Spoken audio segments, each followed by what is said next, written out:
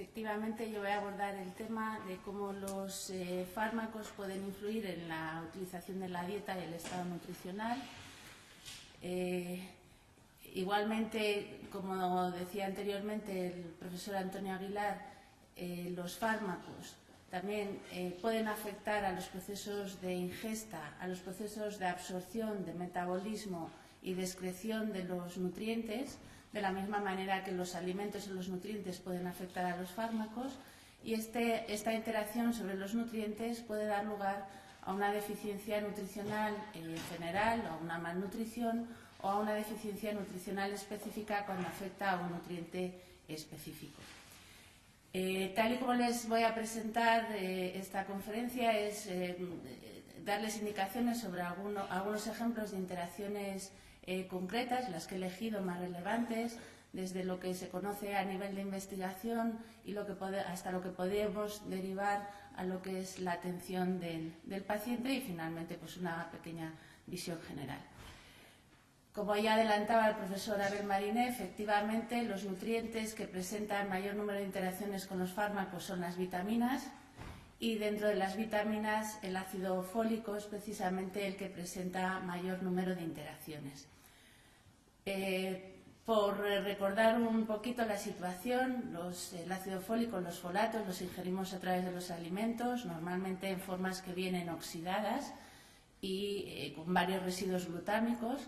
En la digestión eliminamos esos residuos glutámicos para poderlos absorber mejor, y una vez los folatos están absorbidos en el interior de la célula, se tienen que reducir y se reducen dos veces en ese esquema donde está el dihidrofolato y tetrahidrofolato, DHF y THF, se tienen que reducir dos veces para adquirir su funcionalidad vitamínica. Luego los folatos participan fundamentalmente en el metabolismo de unidades de carbono y entonces van cediendo esas unidades de carbono en distintos estados de oxidación, y de esa manera pues participan en la síntesis de purinas y síntesis de timidilato y la síntesis de ADN, o en el ciclo de la metionina en las reacciones de metilación. Bien. Si por algún motivo la reducción de los folatos se encuentra impedida, el ciclo de los folatos se interrumpe, no se puede sintetizar ADN y la célula muere. Y eso precisamente es el mecanismo de acción de algunos fármacos, de todo un grupo de fármacos conocidos como los inhibidores de la dihidrofolato reductasa o los antimetabolitos del ácido fólico, entre los cuales se encuentran pues, el metotrexato, antibióticos como el trimmetoprim, antimaláricos como la pirimetamina, la aminopterina como inmunosupresor. Y además también hay otro grupo de fármacos que son los que inhiben la síntesis de timidilato, que también alteran el ciclo de los folatos y que tienen también aplicación como citostáticos. Es el caso del 5-fluorogracilo o la 5-fluorodeoxyuridina. Desarrollaré un poquito más el caso del metotrexato, puesto que además tiene una aplicación, sigue siendo uno de los tratamientos de elección en la artritis reumatoide, y también tiene aplicación en las psoriasis reactivas. Bueno, efectivamente, estos fármacos, como el metotrexato, normalmente tienen una mayor afinidad por la célula bacteriana o la célula cancerosa, en la que provocan el efecto antifolato, pero también pueden afectar a las células normales, generar un efecto antifolato, y esto es lo que produce pues la manifestación de los efectos adversos. Sobre el metotrexato, como también ya nos decía al principio el profesor Varela, en el grupo de investigación hemos ido desarrollando algunas tesis clásicas y algunas tesis un poco más modernas también, y ya en su día pues, vimos cómo el metotrexato administrado en animales alteraba completamente todo el ciclo de los folatos a nivel hepático, alterando su distribución, y que, sin embargo, pues órganos como el cerebro parecían más resistentes al efecto antifolato del metotrexato. En un experimento que hemos desarrollado más recientemente, administramos el metotrexato a animales Y ese efecto antifolato lo que provoca es los efectos adversos del fármaco, que son de tipo hematológico. Interrumpes la eritropoiesis y el efecto hematológico es muy marcado. Y de hecho, pues observamos en nuestros animales unas reducciones importantes en las concentraciones de hemoglobina, de hematocrito o de eritrocitos. Como se genera una deficiencia nutricional, digamos que la única manera de evitar esa deficiencia nutricional es administrar el nutriente que está resultando ser afectado. Y de hecho, pues cuando a nuestros animales les dimos el metotrexato junto con una dieta enriquecida con ácido fólico previo y durante el tratamiento, pues ciertamente observamos que los efectos hematológicos eran mucho menores. No conseguimos alcanzar los valores de los animales control, pero por supuesto los efectos adversos no se desarrollaban. Con lo cual, la manera de evitar los efectos adversos de esta interacción es administrando ácido fólico. Ahora bien, precisamente el efecto antifolato es el mecanismo de acción del fármaco. Luego lo que nos tenemos que preguntar es si por evitar los efectos adversos estamos reduciendo la eficacia terapéutica del fármaco. Y de hecho es lo que puede estar ocurriendo. Esto, por ejemplo, son resultados de un estudio ya en humanos, que además analiza los datos obtenidos de un estudio en Estados Unidos y de otro europeo. Y efectivamente el uso de ácido fólico puede reducir la eficacia del metotrexato empleado en el tratamiento de la artritis reumatoide. Con lo cual nos encontramos ante un ejemplo de interacción muy clara, fármaco-nutriente, muy difícil de abordar, puesto que reside en el propio mecanismo de acción del fármaco. Y además para más INRI, hemos topado con uno de los nutrientes que en la actualidad presenta más interés en lo que es la promoción de la salud o salud pública. Desde que en los años 90 se demuestra que el ácido fólico es capaz de prevenir en un 70% de los casos las malformaciones congénitas del tipo de defectos del tubo neural, pues el uso de suplementos de ácido fólico se ha incrementado muchísimo, se ha potenciado mucho la investigación en esta vitamina y hoy en día pues se le atribuyen muchos efectos potenciales en lo que es promoción de la salud, que da lugar pues incluso a titulares dentro del mundo de las revistas científicas muy llamativos, titulares que casi son periodísticos en lugar de científicos y que proponen, como el que les muestro aquí, por ejemplo, si el ácido fólico podría ser una panacea para el desarrollo, como ingrediente para el desarrollo de alimentos de tipo funcional. También todo este potencial del ácido fólico ha provocado una intervención nutricional a gran escala, como es la fortificación de los alimentos de forma obligatoria y para todos en determinados países. Y esto se está haciendo prácticamente en la mitad del mundo, casi toda América, gran parte de Asia. Europa es donde estamos siendo un poco más reticentes, con lo cual verdaderamente se está exponiendo a la población a cantidades extras de ácido fólico a través de la alimentación. Y estas políticas nutricionales tan amplias pues también generan su controversia y dan lugar a editoriales como el que aquí les presento, de Smith, que se preguntaba verdaderamente si el ácido fólico era muy bueno para todos. Está claro que es muy bueno para las mujeres que planean quedarse embarazadas, pero puede no serlo para otras personas. Y, por ejemplo, pues aquí lo llevo al tema que estábamos tratando, qué puede ocurrir cuando se incrementan las ingestas de ácido fólico a nivel poblacional en pacientes que llevan tratamientos farmacológicos establecidos. Y efectivamente, esto que les muestro aquí es un estudio preliminar realizado también en Estados Unidos, donde se ve a lo largo del tiempo, desde los años 80 hasta principios de los 2000, cuál es la dosis media de metotrexato que es eficaz para el tratamiento de la artritis reumatoide.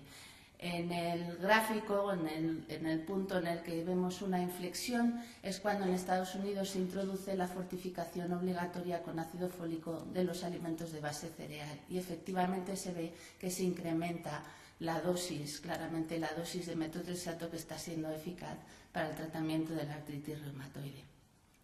Pero a la vez que vemos estos estudios que les mostraba, estos titulares e incluso en las mismas revistas, nos encontramos otros artículos que nos vienen a recalcar que verdaderamente los suplementos de ácido fólico son buenos y no malos en el tratamiento de la artritis reumatoide con metotrexato, que es la visión totalmente contraria.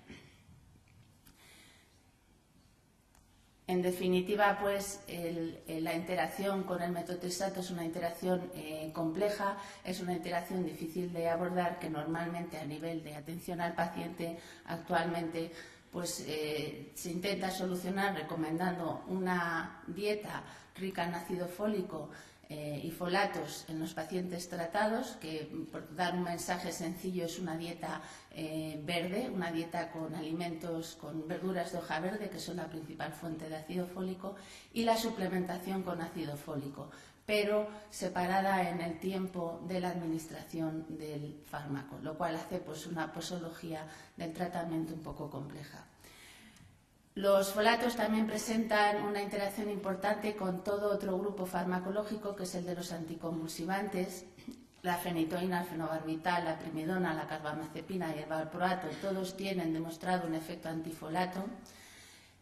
Los pacientes tratados crónicamente con estos medicamentos suelen presentar en alto porcentaje niveles deficitarios de la vitamina en sangre, y un porcentaje importante de ellos llegan a desarrollar una anemia megaloblástica inducida por el fármaco.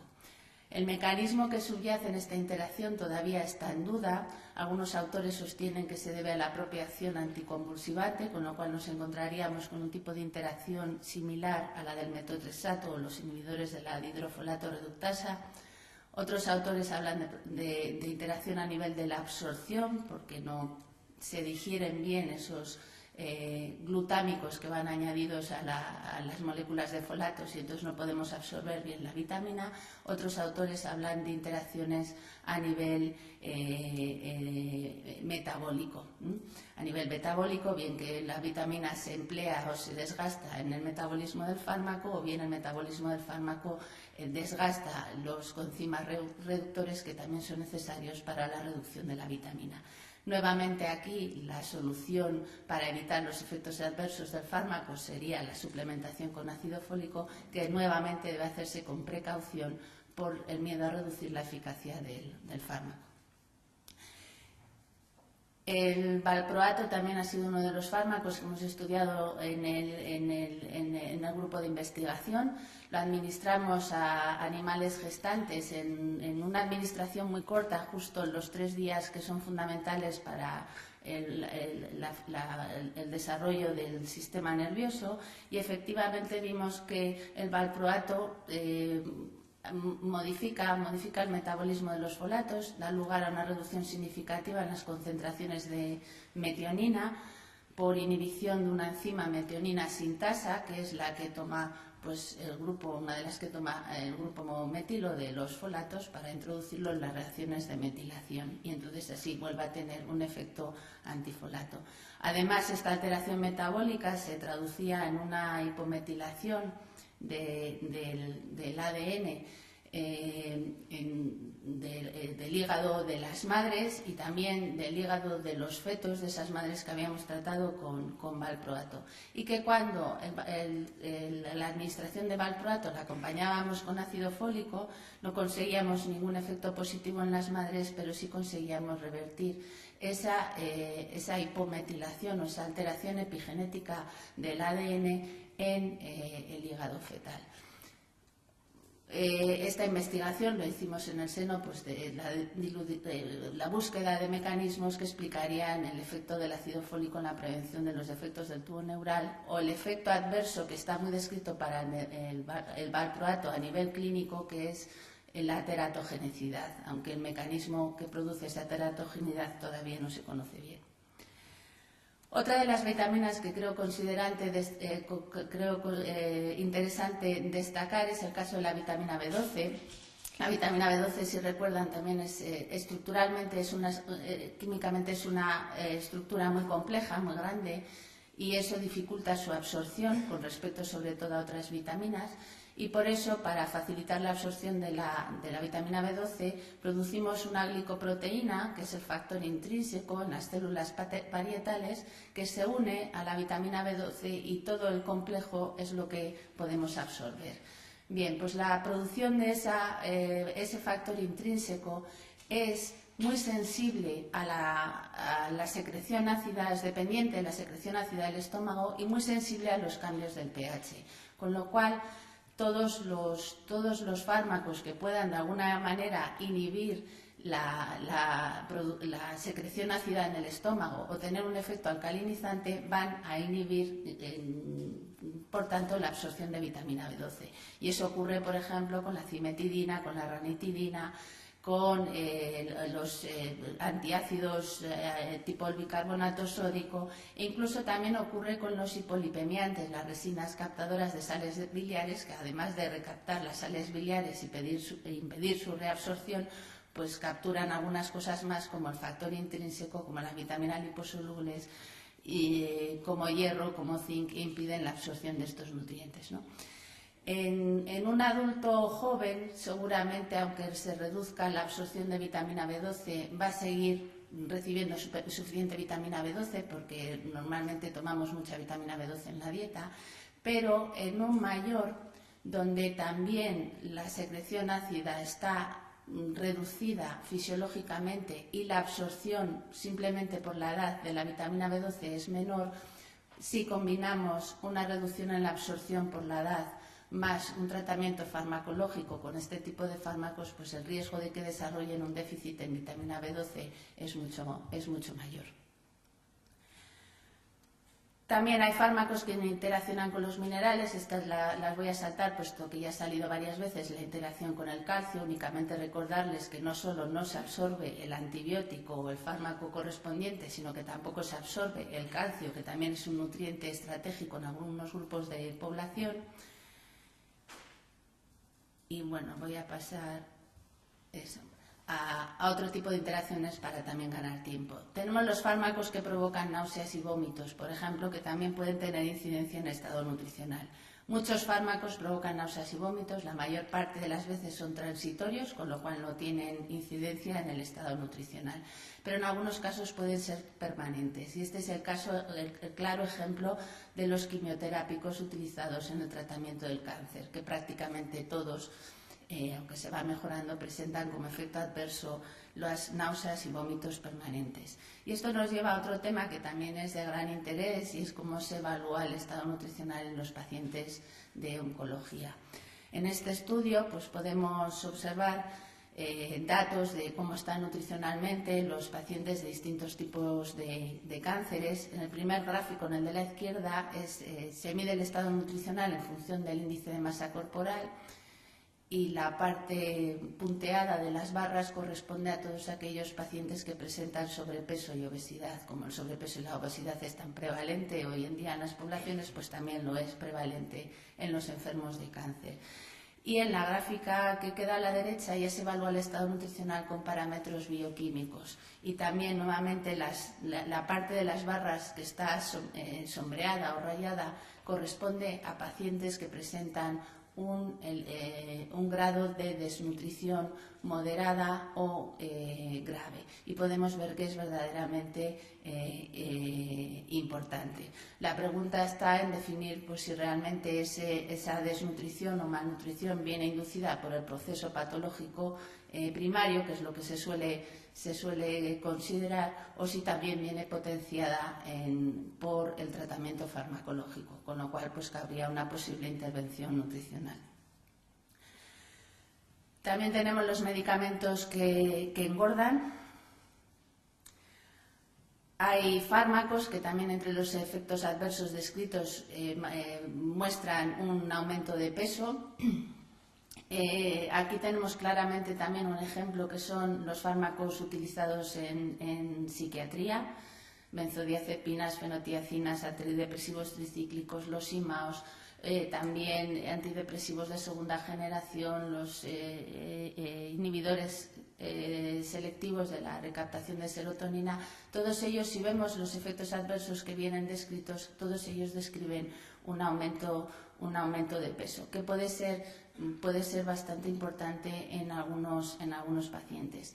El aumento de peso también está descrito, pues, por ejemplo, para antihistamínicos H1, antiserotoninérgicos, los hipoglucemiantes orales, los anticonceptivos orales y también los estrógenos. Entonces, siempre que hablamos de algo que puede producir incremento de peso en un ambiente totalmente obesogénico como en el que vivimos, pues nos cabe preguntar si esto tiene alguna incidencia ya a nivel, no solo a nivel individual en el paciente tratado, sino a nivel epidemiológico, si estos fármacos pueden ser responsables también de la epidemia que tenemos actualmente de obesidad. Y cierto es que sí que hay una asociación clara entre los trastornos de la ansiedad y el estado de ánimo y el mayor riesgo de obesidad. Lo que no se sabe muy bien, no se está investigando, es en qué medida los fármacos que se utilizan para estos trastornos de la ansiedad y el estado de ánimo pueden mediar en esa relación. Este es un estudio, por ejemplo, realizado en Canadá, en el cual se mide precisamente eso, si los fármacos que se utilizan son capaces de predecir el mayor riesgo o no de obesidad, y en él se demuestra que efectivamente el uso de antipsicóticos y antidepresivos explica en gran medida el mayor riesgo de obesidad asociado a los trastornos del ánimo y la ansiedad, y que sin embargo pues los ansiolíticos, los hipnóticos, otros estabilizadores del ánimo como el litio, el tegretol, pues no tienen tanta incidencia. Y esto es un dato a tener en cuenta fundamentalmente porque además el uso de antidepresivos solo o en combinación con antipsicóticos se ha duplicado. Bueno, aquí tenía la cifra de 1996 a 2005 y seguro que si evaluamos años posteriores vamos a encontrar cifras de utilización de este tipo de fármacos cada vez mayores. Y siguiendo con el tema de la obesidad, pues también hay otros factores emergentes en la obesidad de los que ahora se está hablando, como es la microbiota digestiva. Parece ser que hay diferencias entre individuos delgados e individuos obesos en la microbiota digestiva. En el fenotipo delgado pues predominan algunos tipos de Lactobacillus, Bacteroidetes, Methanobrevibacter o Bifidobacterium, y en los fenotipos obesos parece que predominan otro tipo de Lactobacillus, o Staphylococcus o Faecalibacterium, que pueden presentar una mayor potencial para obtener energía.